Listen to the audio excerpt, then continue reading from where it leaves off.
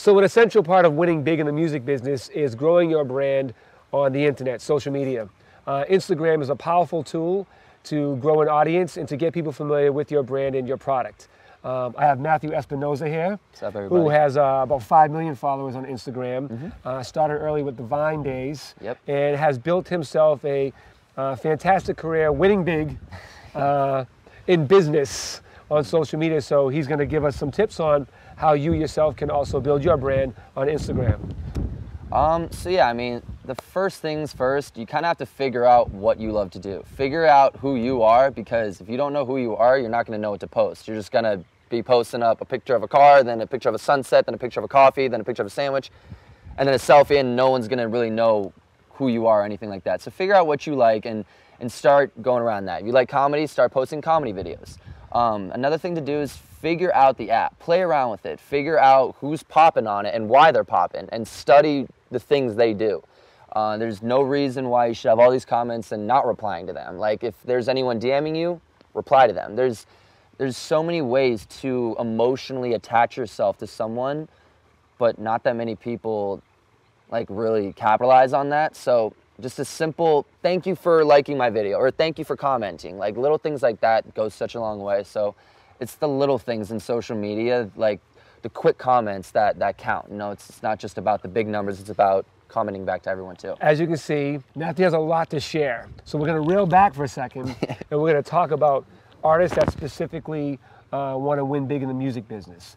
Now, you aren't necessarily a musician, but the same strategy applies whether you're a musician, you're a comedian, you're an actor, whatever it is, For sure. by building yourself on Instagram or social media.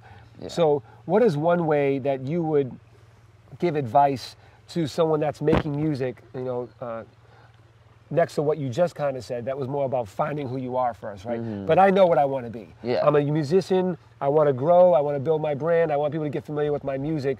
What kind of advice would you give to that artist that's just starting and doesn't understand how to be effective on Instagram?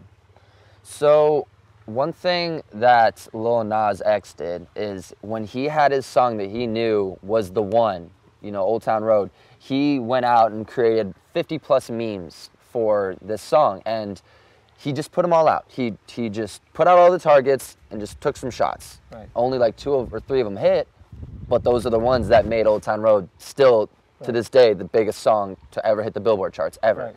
So he figured it out. He figured out, okay, this is the song, I want to put this meme to it, and that's how it is. So for me, and what I would have to say with musicians and stuff, I guess it's figuring out, okay, this is, like, let's say I'm doing more of like an electronic song or whatever.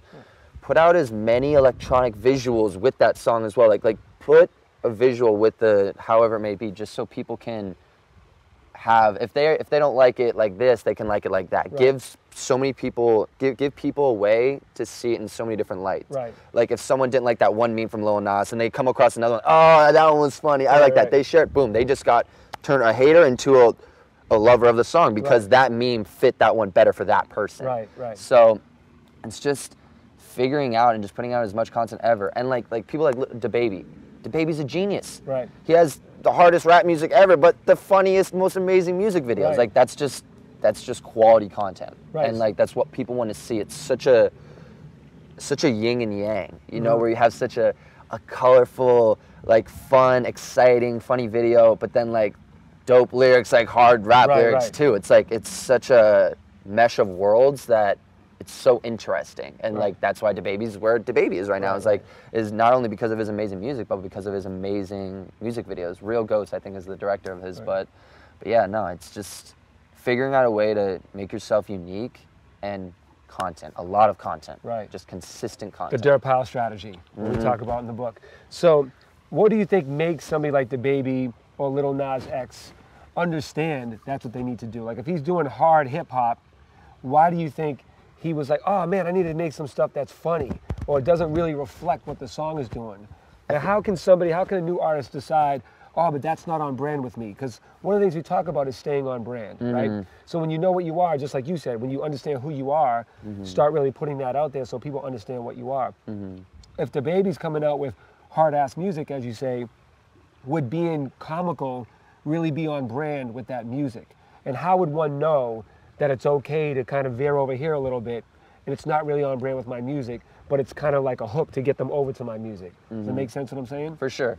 I think why he thought it would be okay, and why it is, in my opinion, completely okay, is because the music's actually good. Like, that's just what I feel like what it comes down to. Like, if the quality is there, it could have been a short film that he did in the music video, and then it still would have been really good. But the fact that the song was good, he could have done anything with it. He could have been a chef in a kitchen, like, you know what I'm saying? It just works. And also, I feel like that's on brand for DaBaby, because I feel like that's who DaBaby is. I feel like he actually is like a funny guy too. I feel like growing up, I feel like he probably was a funny guy who likes watching funny things. Because like, that's probably what drew him towards doing that. Because he looks like he's having fun in the music videos. Like, he's also looking hard, but like one thing that music videos, like for rappers, I feel like they want to look cool. Obviously, like for any music video, everyone looks cool. And DaBaby's just having fun. Like, and he knows he looks cool throughout the whole process. Fun is cool. Fun is cool. So it just goes hand in hand. Like, he knows no matter what, he's going to look cool. So he's like, might as well have fun with it. Right. I was saying that I've always said, would you rather be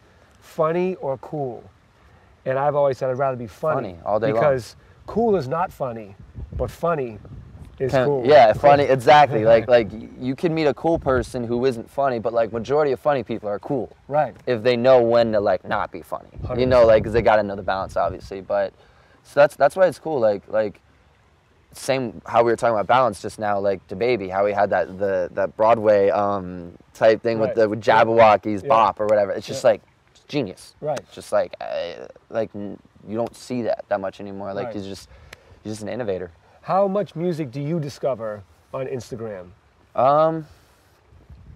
I used to discover a good amount. Now I'm more like SoundCloud and Spotify, like really digging deep. You know, through like different like artist song radios and stuff, like finding out all that. But I don't know. I mean, it gets to a point sometimes on Instagram or like TikTok where like, or on social media in general, where like if a song is too connected to a meme or too connected to a trend, it's hard to hear that outside of social media. It's hard to take that song and like just want to play it in your car, because you're gonna always now think, oh, this is like the Instagram video, and so it's a balance, you know. So with engagement going down, algorithms changing, where do you see Instagram going in 2020?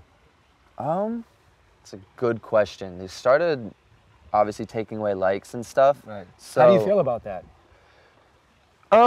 I think it's good and bad. I think it's good because it'll help with people's potential like insecurities of numbers and stuff, but it's also bad because like it had that much of an effect on our society where we needed to do that. That was like the fact that we needed to change it was an issue in itself. The fact that we got that deep into like caring about these numbers, which I'm not gonna same thing with me, so I can't even really say like, oh, how are these people caring about these? Like, I'm the same way. So like, I fully understand. The same way. How do you mean? Like, if I post this, I'm just like, man, it's that like that scaredness. Like, is this video gonna do well or is it not gonna do well? Because it's just like one of those things. Like, they don't even show it to all your followers anymore. So it's just like, is this gonna be okay for them?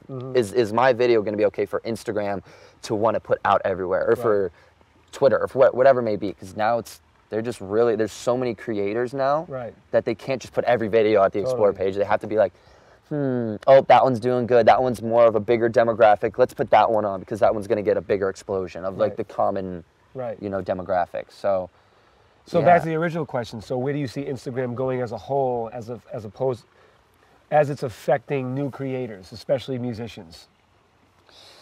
I don't know, man. It's so difficult to. That's one thing I've been curious. I've been just kind of like sitting back watching Instagram a lot. I'm just like, I genuinely don't know or have an idea of where it's going to go, because once you take away likes, it's like that was how someone could gauge how they're doing. You know, if you're working out every day, you could take a photo every week and see like as yourself getting bigger. I take screenshots. I see how my followers are going. I see the growth of it. I see the likes. I'm like, okay, cool. But now if like, and also other people can see that too, and they see that you're growing too, but like now if they can't see that, they're just like, now it comes down to, do I just like it or not? Do I just like it? And it's just like, it's not like, does everybody else like it, so I should like it. Now it's just, do I genuinely like it? Exactly. So, which is, like I said, it's good and bad. You know, it's good that people are now like not thinking so much about the numbers, but it sucks that we had to get to that point. I feel bad for a lot of the kids that was holding them back so much. So let's start from the beginning. I'm a new artist. I want to get cracking on social media. What would you give advice? What advice would you give to say, like, here's how you start? I just opened my account. I'm just going to start promoting my content. What is the best, most effective way to start as a new artist? Putting out content. You know, like compared to just making a Twitter so you can push something on YouTube, put that video on Twitter. You know, like because people aren't going to trust going to a link of someone that they don't even follow yet. Right. They don't even know anything about that person. Right. So it's like there's no trust. There's 1,000,001 people on social media. There's 1,000,000 people doing things on social media, but it's like, oh, I don't even know you. I just followed you. You just made it. It just says you made your account yesterday, and you're already telling me to go on YouTube? Yeah. I don't even know what type of music you got. Right. So it's like maybe put out some things about your personality. Like if you're a funny person, have your first tweet be a funny joke. Yeah. Simple as that. You know, like if you're an artist, put out some lyrics. Right. Put out some. If you rap, put out a freestyle. Just record yourself freestyling. Right. Be relatable. Be relatable. Like put yourself in a scenario where you feel like if you were on Twitter, what would you want to see? Right. Would you trust going randomly on this person's music video? Would you waste the next 3 minutes of your life on a potential good artist? Right. No, you want to make sure it's a good artist. Now, if DaBaby puts out a song, or Chance the Rapper, whoever may be, like, oh, I trust them. I'll click this YouTube video. Right. But they even had to start at one point. Of course, they had to. You know, and that's why Chance put out all the freemium content. That's why they call it freemium, because it's like he was putting everything on SoundCloud. Right. It's like, here, take it. Yeah. I'm not going to make you buy it right away, Yeah. but I think it's good enough for you to just listen to it. Right. If you like it, share it. Right. Comment. Well, I mean, a lot of artists do that now. A lot of artists just give away free music. give away And free it's music, just like back in the day with mixtapes. Everybody would just make full albums and throw them out in the street, preparing to get you excited for when the real album comes. Exactly. Hopefully you'll go buy it now. Exactly. So it's the same thing with artists nowadays. But if everybody's doing it, how do you stand out? Good music. Yeah. You know, like there's a certain social currency that comes with quality things, and that's how virality is made, whether that's through a viral Instagram video, YouTube video, a viral song, a movie. It's all through word of mouth. Word of mouth will never die.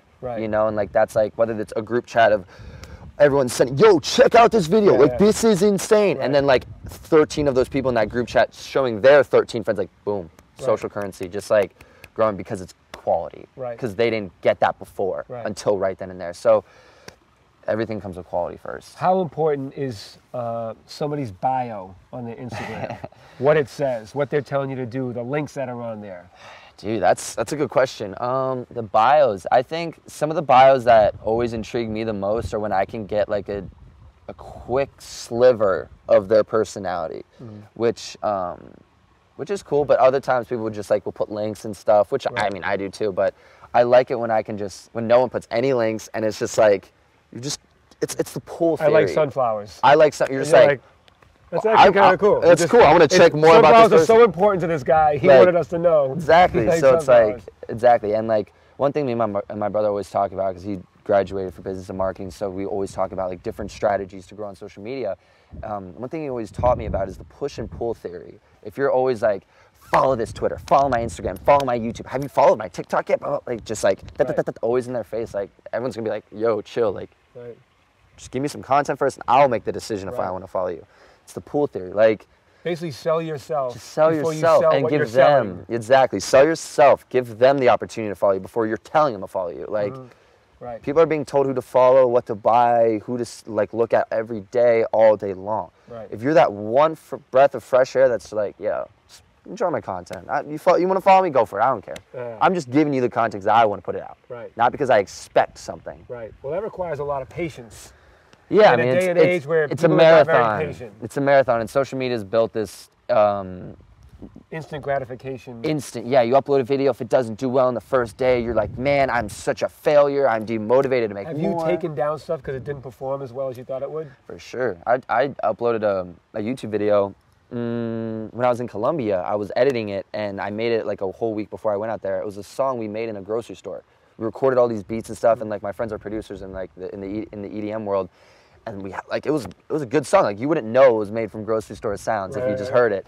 And the video did terrible on YouTube. And I was like, this is so weird, and I don't know why. Like my other videos have done okay before, but it was that one specific video. So I was like, all right, whatever. And I took it down because it's like you don't want someone looking at that be like, oh, I'm not gonna look at his other videos because that one did bad or whatever. Right. People like, they go off past, you're only as good as your past YouTube video. You're only good as your last hit record. Last hit record. Like, that's just like for every industry, it's like, yeah.